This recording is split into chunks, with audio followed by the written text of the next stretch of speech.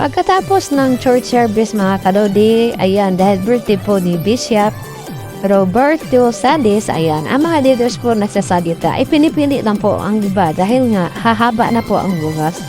At ito na mga kalodi, kapag dumating na po talagang birthday ng isang tao, no, talagang masaya ka, nagagala ka dahil nalalampasan mo ang mga pagsubok sa buhay. Sa totoo lang, karangalan po natin ng mga nagbe-birthday na nakalagpas ka sa taon dahil marami mga tao ngayon na hindi umabot sa kanilang birthday or lumagpas sa kanilang birthday po, wala na po dito sa mundo.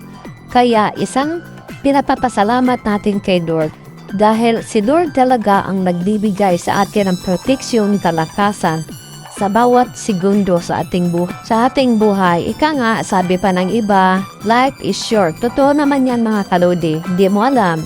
Nakikita mo pa yung isang tao, next day ay nabalitaan mo na lang. Kaya ang buhay natin, ibigay natin kay Lord dahil dito sa mundo ay walang magtatagal. Kaya mga kaludi, habang nabubuhay po tayo, paglingkuran natin ang Diyos ng totoo. Kaya kailangan natin mga kaludi, gaano ka man kayaman dito sa mundo, hindi mo madadala ang lahat ng bagay.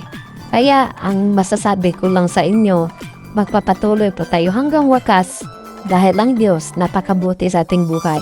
Kaya happy birthday Bishop Roberto Salis. Kaya nagsasalita na po ang kanyang anak at pinagpipray po si Bishop na tayo kapag naglilingkod kay Lord, walang exempted po sa pagsubok. Ang nakaganda lang, kapag naglilingkod kay Lord, meron kang kasiguraduhan. Kahit si Bishop Roberto Salis nagkaroon po ng pagsubok, itong taon na to ay nagkaroon siya ng mild stroke.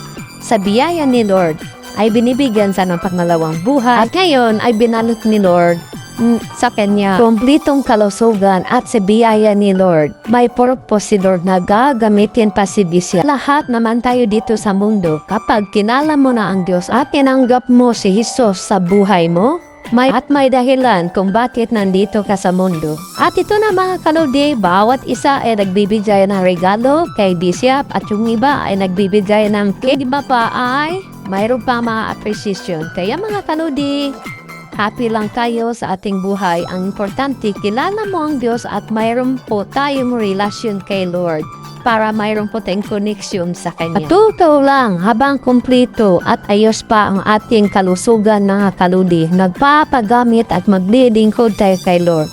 Kasi yan ang pinakamahalaga. Huwag natin sasabihin kung kailan ka nagtabingi ang iyong pananalita at yung paglalakad mo, doon ka pa lalapit sa Panginoon. Habang maaga pa mga kaludi, lalapit at maglilingkod at tayo hindi pa huli ang lahat. At ito na mga kaludi, hindi maiwasan kapag mayroong ganitong gathering, mayroong kainan. No? Maraming salamat kay Lord. Dahil sa kanyang biyaya, ibinusog po tayong lahat. Thank you, Bishop. Maraming salamat sa inyong lahat. To God be the glory.